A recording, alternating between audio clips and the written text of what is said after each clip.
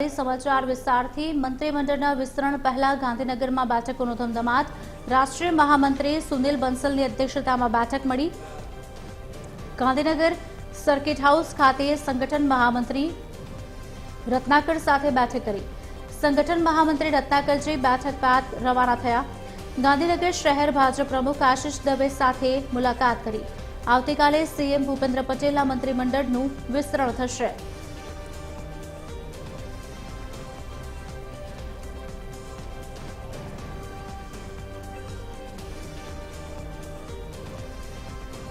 राष्ट्रीय महामंत्री बंसल अहीं पहुंचा है त्यारे जोई शकाय छे के शहर भाजप अध्यक्ष आशीष दवे तेमनी साथे बैठक पूर्ण करी अने અહીંથી નીકળી રહ્યા છે।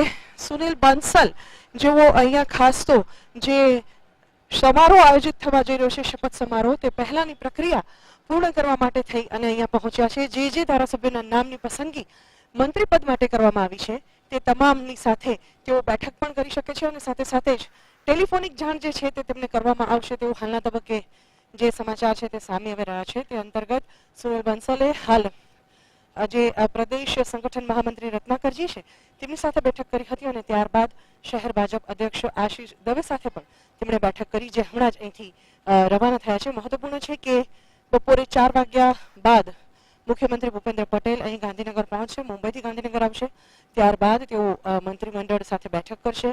જે મંત્રીઓને પડતા મૂકવાના છે તેમના રાજીનામા લેશે અને ત્યારબાદ તેઓ રાજ્યપાલને મળશે અને ત્યાર પછી જે ટેલિફોનિક જાણ અથવા તો ધારાસભ્યોને જે પસંદ કરાયા છે મંત્રી પદ માટે તેમને જાણ કરવામાં આવશે। સુનિલ બંસલ આ તમામ પ્રક્રિયા કરાવવાના છે ત્યારે હાલ તેઓ સર્કિટ હાઉસ ખાતે ગઈકાલે જ પહોંચી ચૂક્યા છે અને અહીંયા બેઠકોનો દોર જારી છે। કેમેરામેન રાહુલ જાદવ સાથે સુનિલ અણકર, TV13 ગાંધીનગર।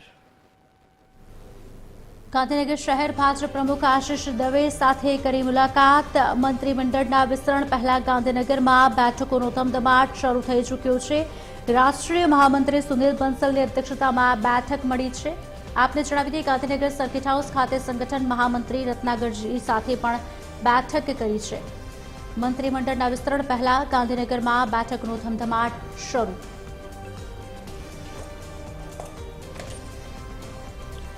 आज अंगे વધુ વિગત આપશે એસોસિએટ એડિટર સોનલ અનડકટ અમારી સાથે લાઈવ જોડી ચૂક્યા છે। સોનલ, વિસ્તરણ, બીજી બાજુ બેઠકોનો ધમધમાટ, ત્રીજી તરફ સીએમ મુંબઈથી આવશે, ત્યારબાદ ફરી બેઠક થશે, રાજ્યપાલને મળશે અને એવું પણ અત્યારે હાલ પ્રાથમિક સાંભળવામાં આવી રહ્યું છે કે જે મંત્રીમંડળનું જે કદ છે તે પૂર્ણ 27નું થશે એવી શક્યતાઓ હાલ દર્શાવવામાં આવી રહી છે અને સાથે જ કદાચ આમાં ડેપ્યુટી સીએમ પણ ઉમેરાશે તેવું પણ પ્રાથમિક કહેવાઈ રહ્યું છે।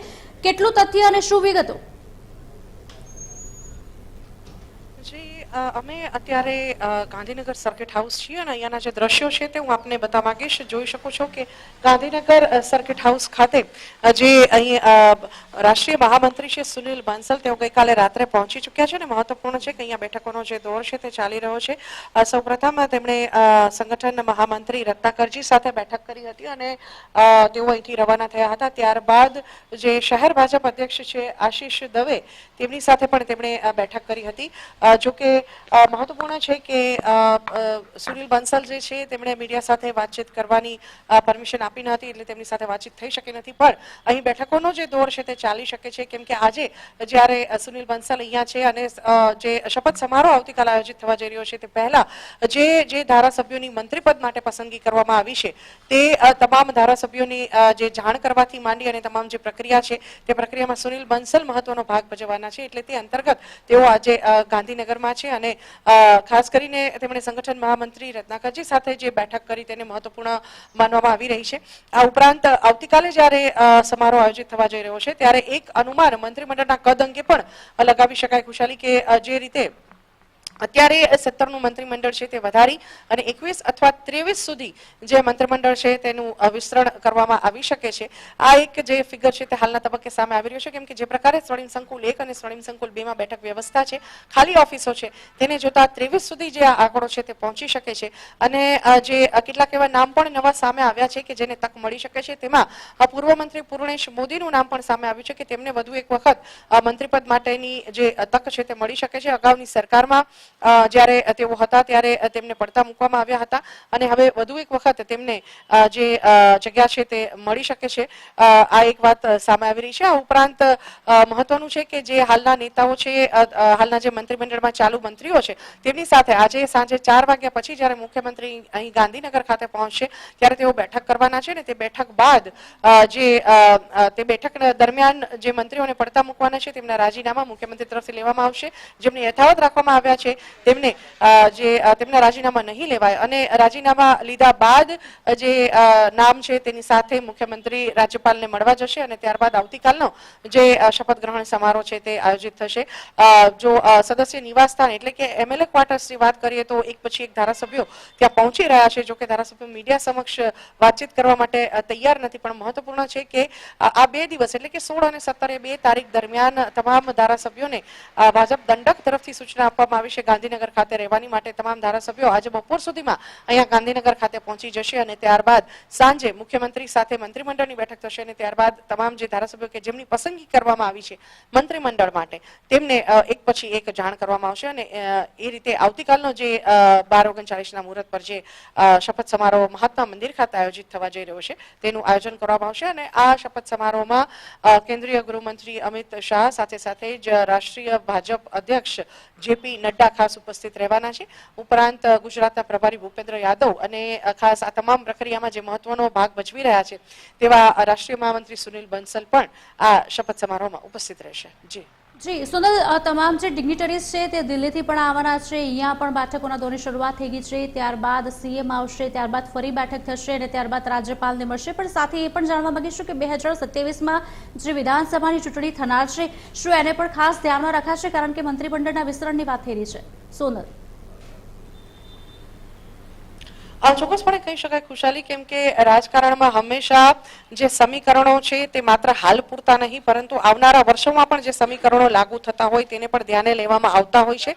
ખાસ કરીને જ્ઞાતિ અને વિસ્તારના સમીકરણો ખાસ ધ્યાનમાં લેવામાં આવતા હોય છે અને 2027ની ચૂંટણી જ્યારે આવી રહી છે ત્યારે કયા વિસ્તારને કેટલું પ્રભુત્વ આપવું, એટલે કે જે રીતે અત્યારે સંગઠન અને સરકાર બંનેની વાત કરીએ તો ભાજપે હાલ મુખ્યમંત્રી અમદાવાદથી મૂક્યા છે અને પ્રદેશ અધ્યક્ષ પણ અમદાવાદથી મૂક્યા છે, એટલે મધ્ય ગુજરાતનું જે પ્રભુત્વ છે તે લગભગ અનેક ગણું ગણી શકાય, કેમ કે 2 મુખ્ય હોદ્દા અમદાવાદને એટલે કે મધ્ય ગુજરાતને ફાળે ગયા છે. તો હવે જે બાકીના વિસ્તારો બચે છે સૌરાષ્ટ્ર, કચ્છ અને સાથે સાથે ઉત્તર ગુજરાત, આ જે વિભાગો, આ જે ભાગ છે, ક્ષેત્રો છે, તેમાંથી હવે જે પ્રભુત્વ છે મંત્રીમંડળમાં તે આવી શકે છે અને સૌરાષ્ટ્રનું ખાસ કરીને પ્રભુત્વ આ વખતે મંત્રીમંડળમાં વધી શકે છે તેવું હાલના તબક્કે લાગી રહ્યું છે, કેમ કે સૌરાષ્ટ્ર હંમેશા રાજકારણનું એપિસેન્ટર રહ્યું છે અને તે અંતર્ગત જોવા જોઈએ તો સૌરાષ્ટ્રમાં અનેક ગણો અસંતોષ ભાજપની સામે જોવા મળ્યો છે. પછી તે પત્રિકા પ્રકરણ હોય કે પછી જયેશ રાદડિયાનો અસંતોષ હોય, તેમને વિજય રૂપાણીની સરકારમાં ચાલુ મંત્રીપદ હતું અને સમગ્ર સરકાર જ્યારે બદલાવવામાં આવી ત્યારે તેમને પડતા મુકાયા હતા. એ સમયે તેમનો જે આક્રોશ સામે આવ્યો હતો, ત્યારબાદ તેમણે સહકાર વિભાગમાં પણ ભાજપની સામે મોરચો માંડ્યો હતો, પણ તેમ છતાં ગોપાલ ઇટાલિયાનું કદ જે રીતે વધી રહ્યું છે હાલ સૌરાષ્ટ્રમાં તેને ખાળવા માટે થઈ અને જયેશ રાદડિયાને જે પદ છે તે મંત્રીમંડળમાં સામેલ કરવામાં આવી શકે છે, કેમ કે જે વિસ્તાર છે ગોપાલ ઇટાલિયાનો તે વખતે ચૂંટણીની પ્રભારી તરીકેની પણ જવાબદારી જે છે તે જયેશ રાદડિયાને સોંપવામાં આવી હતી. એટલે એક રીતે જોવા જઈએ તો જે સંકેતો મળી રહ્યા છે તે મુજબ જયેશ રાદડિયાને આ વખતે મંત્રીમંડળમાં સમાવેશ કરવામાં આવી શકે છે. એટલે પ્રદેશો જે છે તેમાં કયા પ્રકારના જ્ઞાતિના સમીકરણો છે અને કયા પ્રકારના મતદારો છે અને કયા પ્રકારની જે ક્ષેત્રો છે તેને આધારે જે આ તમામ પસંદગીઓ છે તે ચોક્કસપણે કરવામાં આવતી હોય છે અને તેમાં 2027ના જે ચૂંટણી આયોજિત થવા જઈ છે તેને પણ ધ્યાને લઈ શકાશે. જી સોનલ, આભાર સમગ્ર વાતચીત કરવા બદલ. વધુ માહિતી આપની પાસેથી લેતા રહીશું. તો સંગઠન મહામંત્રી રત્નાકરજી બેઠક બાદ રવાના થયા છે અને મહામંત્રી સુનિલ બંસલની અધ્યક્ષતામાં બેઠક મળી છે. ગાંધીનગર સર્કિટ હાઉસ ખાતે સંગઠન મહામંત્રી રત્નાકરજી સાથે પણ બેઠક મળી હતી. આવતીકાલે મંત્રીમંડળનું વિસ્તરણ થશે.